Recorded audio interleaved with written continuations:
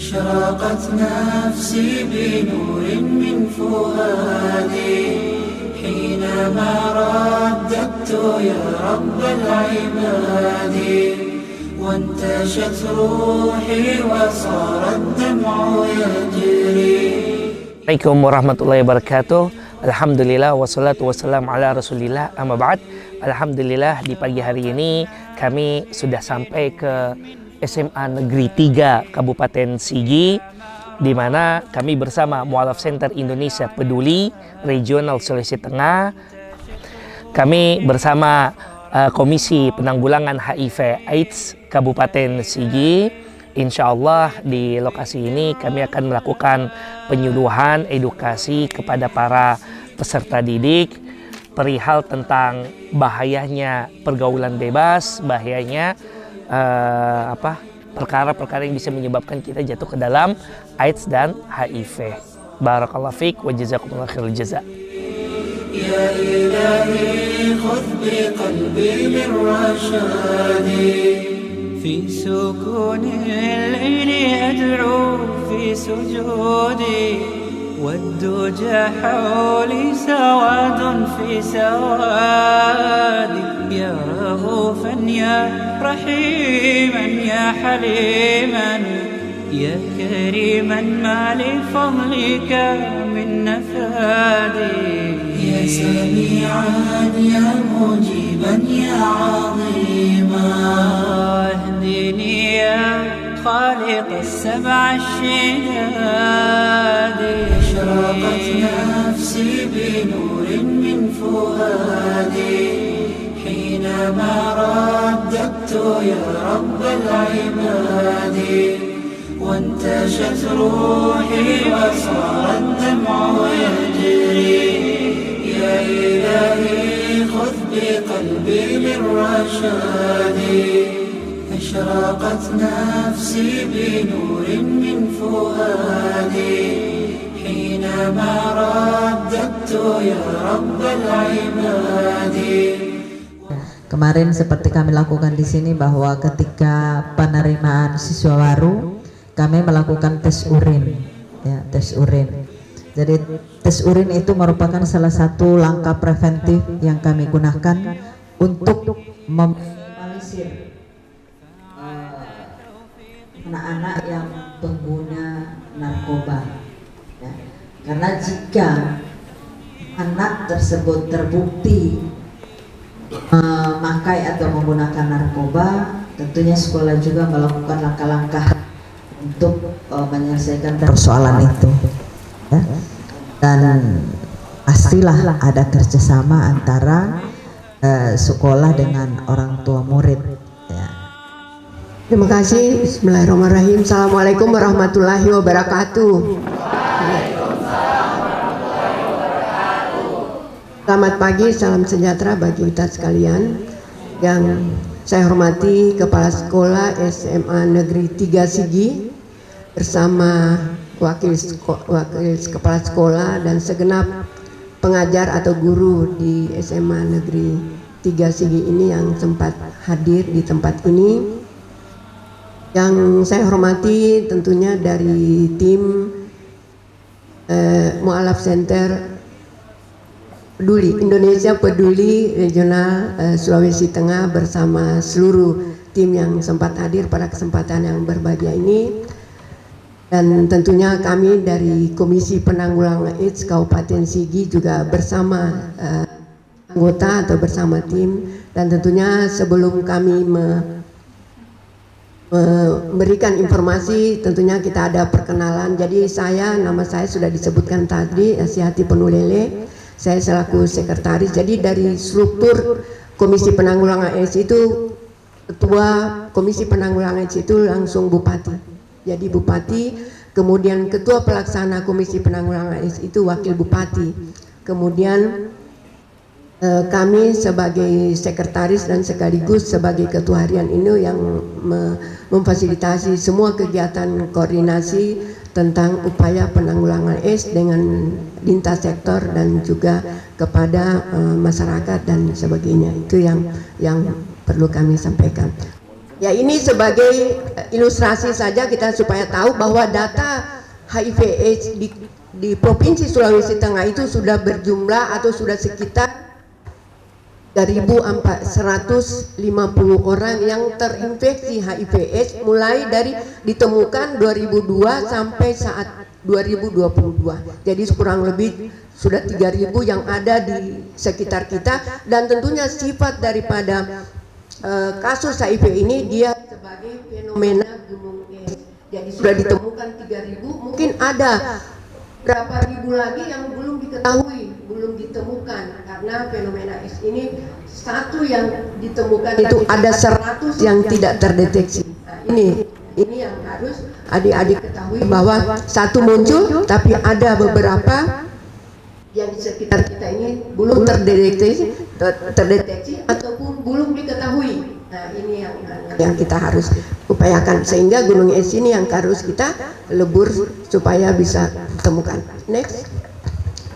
Nah, ini khusus untuk Kabupaten Sigi. Jadi untuk Kabupaten Sigi itu sudah ada 268 yang terinfeksi HIV/AIDS, dan yang meninggal ini sudah ada 111. Jadi masih ada 157 orang yang berkeliaran. Jadi ini secara kasar ini yang ada di sekitar kita, yang kita mendapatkan suatu informasi, dan mereka ini tentunya masih ada yang belum diketahui. Ini mereka yang sudah tercatat ini berarti mereka yang sudah ditemukan, yang sudah diketahui hasilnya, tapi ada yang masih belum terdeteksi karena tidak mau diperiksa, sulit untuk mendapatkannya, dan tentunya malu dan ragu untuk meminta pertolongan atau bantuan di sana, ya. Next. Nah, kemudian berdasarkan umur dan jenis kelamin. Jadi ini yang tentunya kita melihat umur yang di bawah 25 tahun. Umur yang di bawah 25 tahun ini tentunya itu kelompok umur Anda atau kelompok umur adik-adik sekalian itu di bawah 25 tahun. Ini yang laki-laki itu kurang lebih 62%. Yang perempuan tentunya yang lebih lagi kurang lebih 32%. Ini yang data yang sumber dari Dinas Kesehatan Kabupaten Sigi berdasarkan kelompok umur yang ada. Jadi ini yang usia yang 25 tahun ke bawah ini, yang seumuran adik-adik sekalian itu sudah 30%. Ini yang tentunya yang kita waspadai, yang kita harus lakukan upaya-upaya pencegahan sehingga anak-anak sekalian ini bisa mengetahui. Apakah sudah sering mendengarkan ini HIV/AIDS? Sudah melalui apa? Melalui media cetak, melalui penyuluhan, melalui informasi dengan teman-teman, internet juga. Tentunya ini sudah banyak informasi-informasi yang didapatkan. Kadang juga kita tahu informasinya, tetapi kita belum bisa mengupayakan tindakan apa yang kita harus lakukan. Ini kita tahu tapi kita tidak berbuat. Untuk apa? Jadi kita upayakan itu, kita tahu dan kita harus lakukan upaya pencegahannya dan penanggulangannya. Ini yang harus. Jadi bukan hanya sekedar diketahui saja, tetapi langkah apa yang kita harus lakukan untuk mencegahnya, ya. Itu yang tentunya yang diupayakan.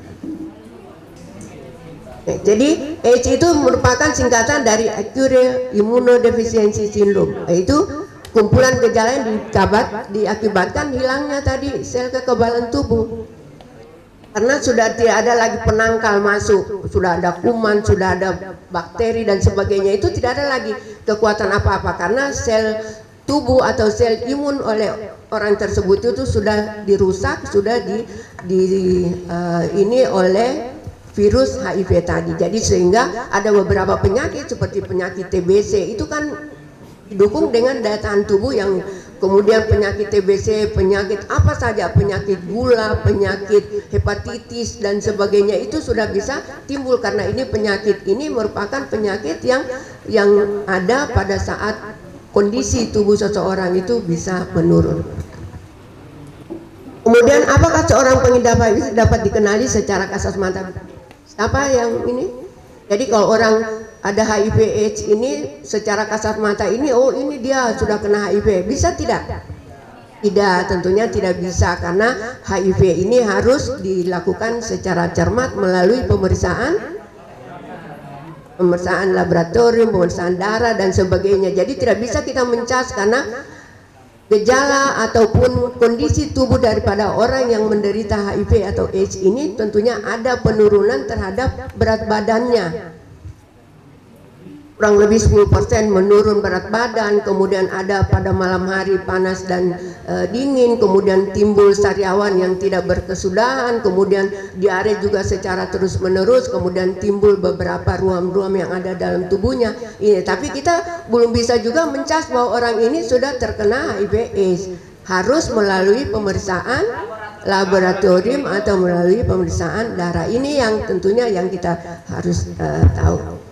Nah, jadi tidak langsung kita bisa ketahui, harus melalui pemeriksaan darah dan sebagainya. Jadi pengidap HIV yang belum masuk dalam kondisi AIDS itu akan terlihat normal sama seperti orang sehat lain. Jadi kalau penderita HIV masih dalam tahap HIV itu dia sehat segar. Kalau dia bekerja masih bisa bekerja dan seperti biasanya. Kalau dia sekolah yang kena yang anak muda yang remaja dan sebagainya itu masih bisa sekolah, ikut kegiatan-kegiatan sekolah itu masih. Tapi manakala dia tidak memperhatikan kesehatan itu, dia bisa mengarah kepada AIDS dan beberapa kumpulan penyakit itu bisa dideritanya.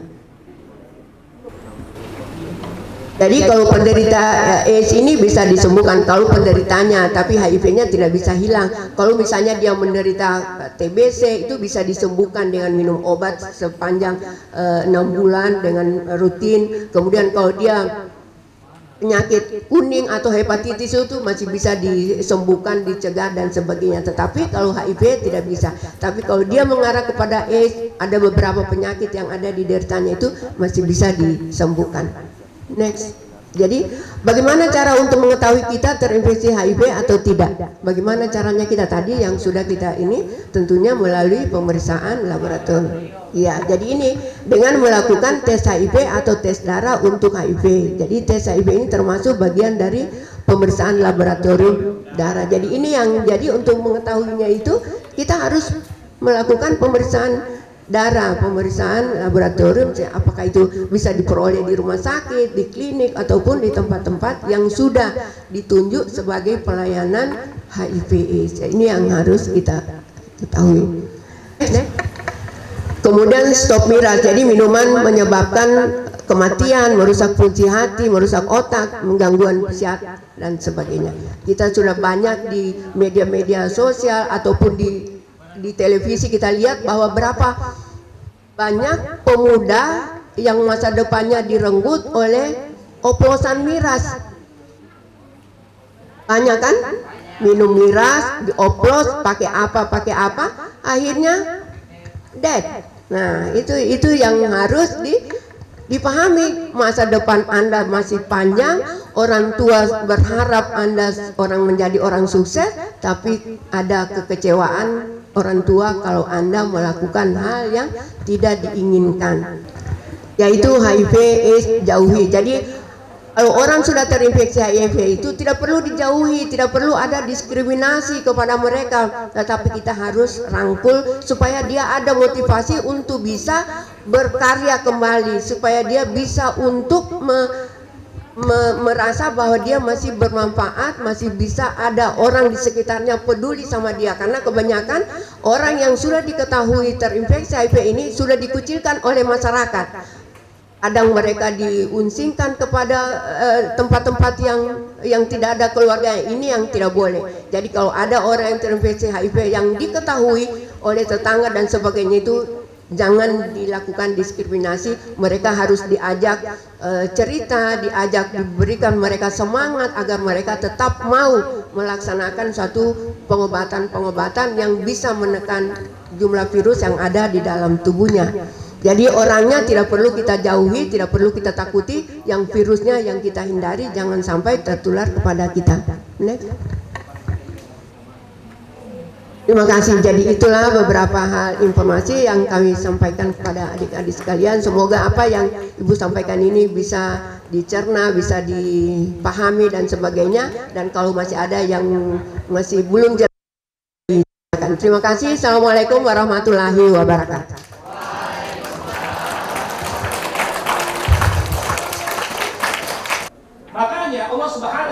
melarang perzinahan karena zina itu merusak, tidak ada baiknya sama sekali.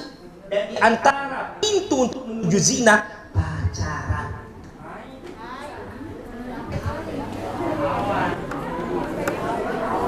Makanya terjadinya seks bebas, terjadinya HIV AIDS dan sebagainya dikarenakan saat pacaran bablas. Terlebih lagi kalau pacarnya diselipin minuman, diselipin obat-obatan, sudah ma'assalama sudah. Makanya sekali lagi, yang perempuan tolong jaga diri. Yang perempuan tolong jaga diri, karena laki-laki kalau sudah fokus, sudah. Bagaimana caranya dapatin anti sampai dapat, setelah puas ma'assalama. Jadi kalau benar-benar bahwasanya dia adalah pasangan kita, maka dia akan menjaga kita dan menunggu waktunya sampai dia siap untuk menghalalkan anti. Jadi tolong jaga diri, mumpung Pomi ini masih muda, cita-cita masih panjang, fokus aja belajar. Masalah belajar itu bisa nanti, kalau memang serius suruh datangin ke orang tua, suruh melamar, itu baru jatah. Di dalam Islam sendiri Allah Subhanahu wa taala telah menjelaskan, Rasulullah SAW menjelaskan, la'anallah man amila amal qaumi Lut, la'anallah man amila amal qaumi Lut, la'anallah man amila amal qaumi Lut. Allah melaknat orang-orang yang melakukan perbuatannya kaum Lut. Allah melaknat orang-orang yang melakukan amalan kaum Lut. Allah melaknat orang-orang yang melakukan amalan kaum Lut. Apa kaum Lut yang mereka lakukan? Adalah LGBT. Yang laki-laki mendatangi laki-laki, yang perempuan mendatangi perempuan.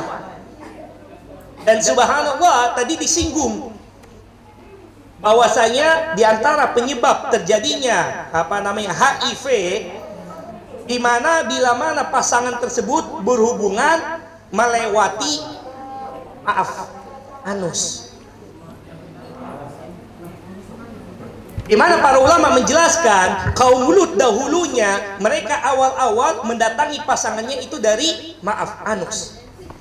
Setelah dari anus, maka dia mulai beralih dari laki-laki ke laki-laki, kemudian perempuan ke perempuan. Makanya di dalam Islam sendiri mendatangi wanita dari duburnya haram. Ingat, bagi laki-laki yang akan jadi suami, fantasi seks antum hilangkan dari sekarang. Bersihkan akal Anda dengan Al-Quran.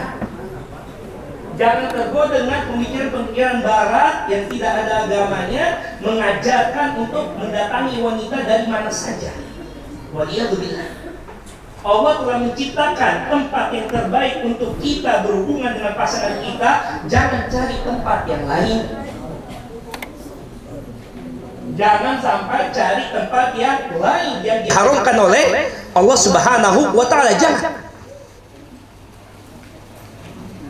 Perlu diketahui Rasulullah SAW, jadi yang namanya laki-laki yang menyerupai perempuan, perempuan yang menyerupai laki-laki itu sudah ada di zaman Rasulullah SAW.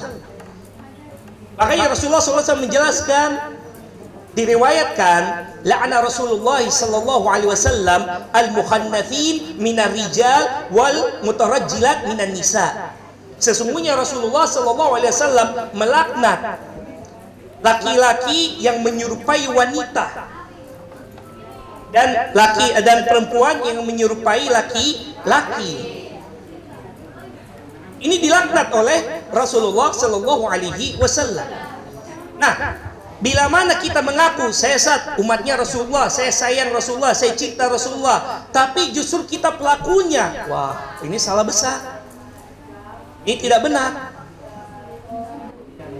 Makanya tolong hati-hati dari perbuatan LGBT. Bahkan Rasulullah SAW telah memberikan solusi. Di zaman Rasulullah SAW ada laki-laki yang dia kebencong-bencongan, menyerupai wanita, dia sering masuk ke rumahnya Rasulullah Sallallahu Alaihi Wasallam, duduk bersama istri-istri Rasulullah Sallallahu Alaihi Wasallam. Apa yang Rasulullah berbuat?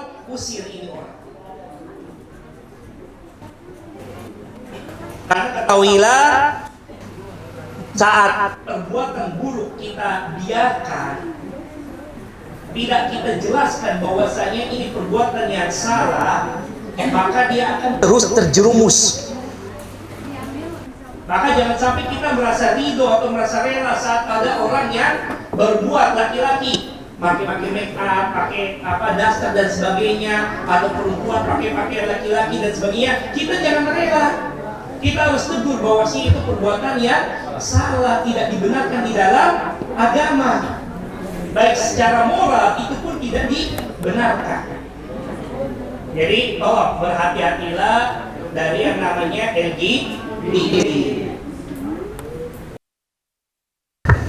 Qul kiram rahimani rahimakumul jami'ah.